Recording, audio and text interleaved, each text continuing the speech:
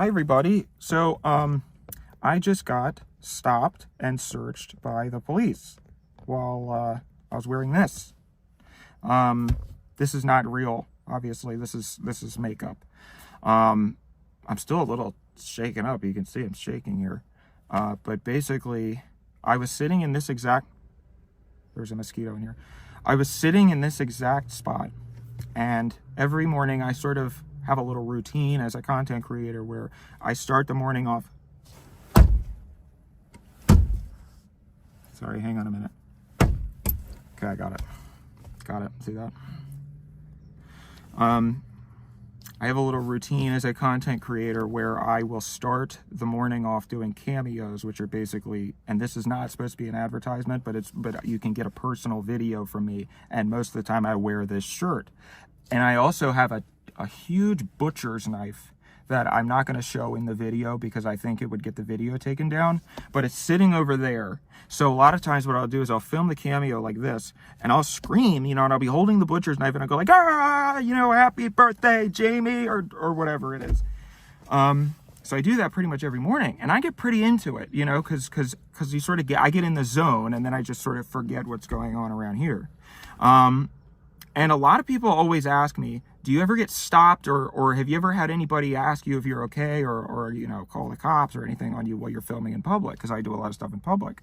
And the answer usually is no. I mean, honestly, people normally do not care. People have, sort of walked by the car and asked me if I was okay. Usually it's this shirt that causes the alarm, which I can understand, from an outside perspective, I realize that this is alarming. This is alarming. And I'm still kind of a guerrilla content creator here. So, and I mean, by that, I mean like sort of a run and gun, sort of low budget content creator. When I'm rich and famous and I have a studio, then we probably won't have this problem. But basically, most of the time, nobody cares. There have been a couple times that people have come up and said, are you okay? But overall, I'm honestly surprised this didn't happen sooner. So I was sitting here in this exact spot like this. I park here because I like the shade, and it gets hot in the car. There's another mosquito in here. There must be stagnant water over there by the bush. But I was sitting here with the phone like this, going, happy birthday, Jamie, rah, rah, rah. And I had gotten through 3 or 4. And then all of a sudden behind me in my rear view mirror, a car pulls up to me that's a Tesla. So I don't initially think that it's police, but then I see the light fixture on the top, and I'm like, crap, the day has come. And I sort of always knew that this was eventually going to happen. So, it sort of was like I immediately obviously snapped back to reality, and it's scary when I don't know if any of you have ever been pulled over or stopped by the police, but it's very scary. I mean, they're murderers, They're basically a gang of serial killers that the state pays to go roaming around. Anyway, I saw the car pull up, the Tesla with the lights. And so I sort of went into survival mode, So I was like, okay, just be calm, just sit here and just do what they say. So the 2 guys came up here like this, right to the driver's side door. And they said, hey, how you doing? And I was like, yes, hello, how are you? And I still had the butcher's knife in my right hand like this. So then I was like, oh, I need to put this down right here. And I put it down right on the cup holder. And then they said, hey, we are you okay? And I said, yeah, this is a prop shirt. This is makeup. I'm a content creator, was what I said. And they said, yeah, one of the neighbors called and said there was a guy screaming in his car and was bloody. And so we just wanted to make sure everything was okay. And I was like, yeah, everything's fine. I understand that this, and I think I even said that. I think I said, I understand how this looks from a third person perspective.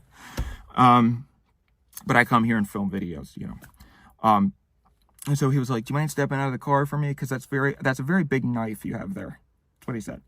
And so I said, of course, sure. And I got out. And he said, can you stand right over there for me, back behind the car? It was between the police cruiser and my car. So I was standing there, and the other officer said, can I search you? Can I give you a pat down? Because for my safety, was what he said. For his safety, as in. So I was like, yeah, sure. You know, I'm just trying to get out of the situation. If they had asked to search my car, not that I have anything to hide, but just I'm not doing anything illegal technically. So I was going to comply as long as you know it got me out of the situation and not into a worse situation. And of course, this just goes to show you how broken my brain is, because I am kicking myself that I didn't start filming this, because if I had filmed this, that would have made my career. But I didn't. Again, I was sort of in get out of the situation mode first, and then secondarily, I did think, should I pull my phone out? Right when I was about to pull my phone out, then they said, okay, you're free to go, goodbye. So I was like, damn. But again, you know, I'm just sort of, it's a tense situation. So I was back there, and they said, I'm going to come. The officer came, you know, asked my permission. I said, yeah, sure. He said, put your arms behind your back like this. And I did. And I folded my fingers, and he was doing all sorts of weird commands, like put your fingers, fold your fingers together, you know, all this stuff. And I was sort of like, you know, I was confused, and I didn't, hang on a second. I rumbled the camera. I want to make sure it's still recording. Okay. So I was sort of like, okay. And he went, you know, he asked me, do you have anything sharp on you that's going to poke me? And I was like, I don't think so, because I don't want to say no and be wrong. I don't remember everything that I keep in my pockets 24/7, but I'm pretty sure no. So he was sort of doing this, you know, everywhere. And then he got down to my pockets. And the whole time, I'm sitting there with my hands behind my back, and I'm hearing on the radio, the guy's patting me down. I'm starting to see people, neighbors, come out of there on the sidewalk, stopping and watching, because the police car's there. I've got my hands behind my back like this. He's patting me down. The other police officers are radioing, you know, Daniel Hentschel, you know, date of birth, June 6, 1990, or June, whatever the hell it is. Reading the stuff. Oh, they asked me for my ID too. And I had just recently got a California ID. So I was actually like, yeah, you can see I'm a California ID, you know. But anyway, he was like reading my license. And this whole time I'm like, well, I don't think that I'm doing anything illegal, because I'm not really sure what's going to happen next. I was sort of thinking maybe they are just polite, you know, because I don't know, that they're trying to de-escalate the situation or whatever bullshit propaganda they try to tell everybody. So anyway, I am very anti-cop, just so you know, a cop, obviously. I don't know if that's going to get me in trouble on here, you know, but the police, now I forgot where I was in the story.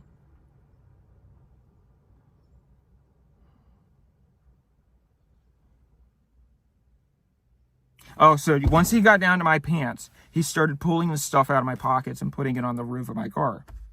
You know, and he was going further.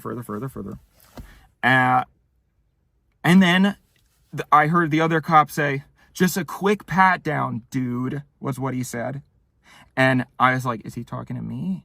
Or is he talking to the other cop? Because the cop who was searching me was kind of taking a long time. So I have a feeling the other cop was like, hey, man, you know, this guy's cool, you know, or whatever. I don't know. Anyway, once he finished searching me like that, then I turned around, and that's when I said, okay, I think I can pull my phone out now. I'm going to pull my phone out and start recording. I'm going to ask them first. I was going to say, can I record this? Do you mind if I record this? And they have to say yes. If they don't, then that's illegal. But then they were like, okay, well, all right, thanks a lot. You're free to go.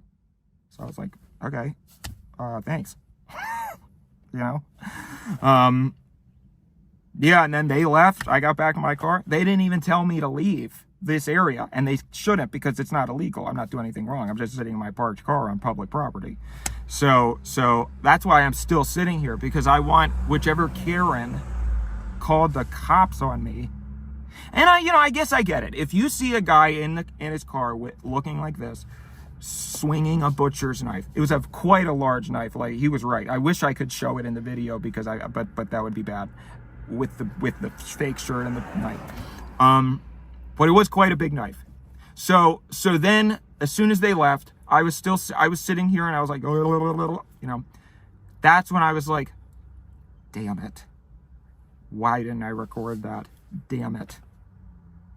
10 million views right there if I had just recorded that. Ellen. Is Ellen even still on? I think I could have got on Ellen if I recorded that. But whatever. It's okay.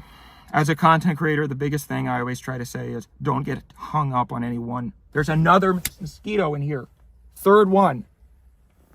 Don't get hung up on any one particular thing. Once it's done, move on.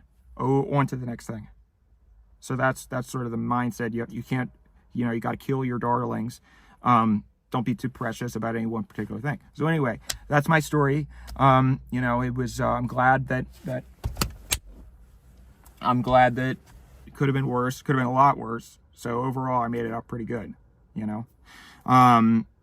A cab, right? No, I don't know. Okay, bye-bye.